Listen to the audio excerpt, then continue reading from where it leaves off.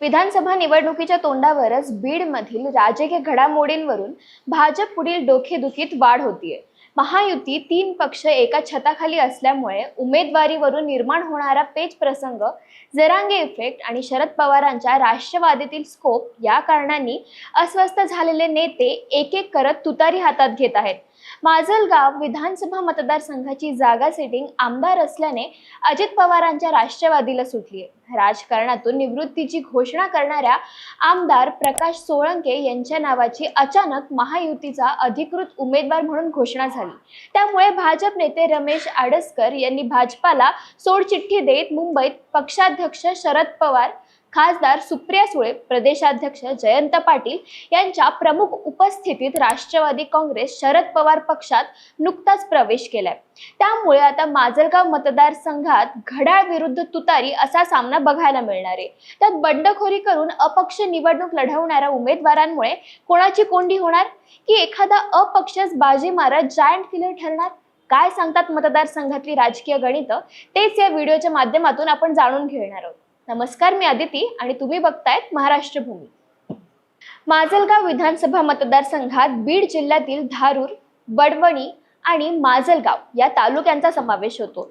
हा मतदारसंघ सुरुवातीला काँग्रेसचा बालेकिल्ला मानला जायचा।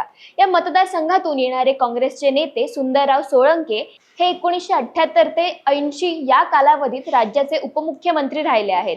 1999 ते 2009 या काळात 2 वेळा भाजपकडून तर 1 वेळा राष्ट्रवादीकडून निवडणूक जिंकत प्रकाश सोळंके यांनी मतदारसंघावर आपले एकहाती वर्चस्व प्रस्थापित केले। मागील निवडणुकीत पराभूत झालेले भाजपचे RT देशमुख यांनी 2014च्या निवडणुकीत मंत्री राहिलेल्या राष्ट्रवादीच्या प्रकाश सोळंके यांच्या वर्चस्वाला धक्का दिला। पुढच्याच निवडणुकीत म्हणजे 2019 मध्ये भाजपच्या रमेश कोकाटे आडसकर यांचा पराभव करत प्रकाश सोळंके यांनी आपला गड पुन्हा काबीज केला। त्या निवडणुकीत प्रकाश सोळंके यांना मिळालेलं मताधिक्य होतं 1,11,566 तर रमेश आडसकर यांना 98,870 एवढी मतं मिळाली होती। हा झाला मतदारसंघाचा यापूर्वीचा थोडक्यात राजकीय इतिहास।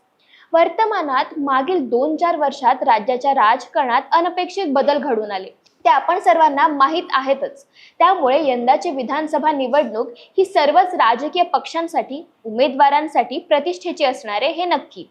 महायुती आणि महाविकास आघाडीत इच्छुकांमध्ये उमेदवारीवरून प्रचंड नाराजी नाट्य, बंडखोरी बघायला मिळते। याच पार्श्वभूमीवर माजलगाव मतदारसंघात महायुतीतील नेत्यांनी आपापला स्वतंत्र रस्ता निवडलाय।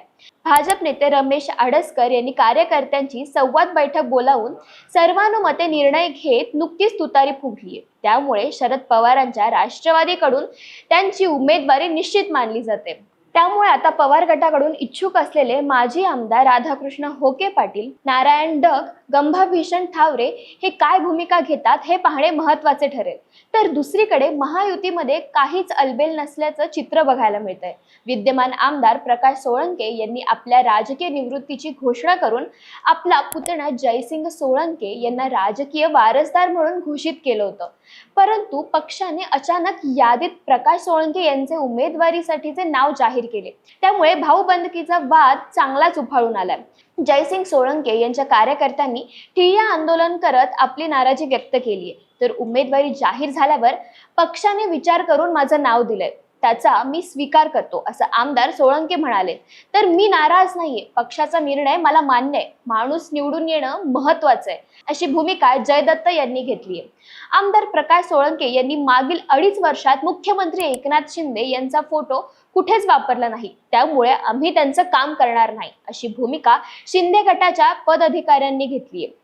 सगळं सुरळीत चालू असताना पक्षाला काय दुर्भाग्य सुचलं आणि अजित पवारांना सोबत घेतलं असं म्हणत भाजपचे मोहन जगताप यांनी बंडखोरी करत अपक्ष निवडणूक लढवणार असल्याचं स्पष्ट केलंय। सोबतच किल्ले धारूरचे माजी नगराध्यक्ष, धनगर समाजाचे नेते माधव तात्या निर्मळ यांनी नुकताच राष्ट्रवादी अजित पवार पक्षाचा राजीनामा देऊन अपक्ष निवडणूक लढवणार असल्याचं जाहीर केलंय। मतदारसंघात चांगल्या जोमाने त्यांचा प्रचार चालू आहे। तर दुसरीकडे भाजप युवा नेते आणि पंकजा मुंडे यांचे कट्टर समर्थक मानले जाणारे बाबरी मुंडे हेही मागील अनेक दिवसांपासून विधानसभेची तयारी करतायत. या दोघांपैकी एकाने माघार घेतल्यास आणि समस्त ओबीसींनी एकजूट दाखवून मतदान केल्यास सीट लागू शकते, अशा भावना मतदारसंघातील ओबीसी मतदार व्यक्त करताना दिसतात. मराठा ओबीसी संघर्षामुळे लोकसभा निवडणुकीत या मतदारसंघात कट टू कट फाईट बघायला मिळाली होती. पंकजा मुंडे यांना 1,05,648 तर बजरंग सोनवणे यांना 1,04,713 एवढं मताधिक्य मिळालं होतं. त्यामुळे यंदा विधानसभेच्या निवडणुकीतही चांगलीच रंगत बघायला मिळेल. या मतदारसंघात जरांगे पाटील उमेदवार देणार का, यांच्या भूमिकेकडे सर्वांचेच लक्ष लागले. मतदारसंघातील या सर्व बाबींचा विचार करता महायुतीत पडलेल्या वादाच्या ठिणगीमुळे प्रकाश सोळंके यांचं चांगलंच टेन्शन वाढलंय. मागील निवडणुकीतील पराभवाचा वचपा काढण्यासाठी महायुतीतील अंतर्गत गटबाजीचा फायदा घेऊन रमेश अडसकर तुतारी वाजवणार का, की ओबीसी मतांवर स्वार होत एखादा अपक्ष हवाडा देणार? तुमचा राजकीय अंदाज काय सांगतो आम्हाला कमेंट्सच्या माध्यमातून नक्की कळवा. धन्यवाद.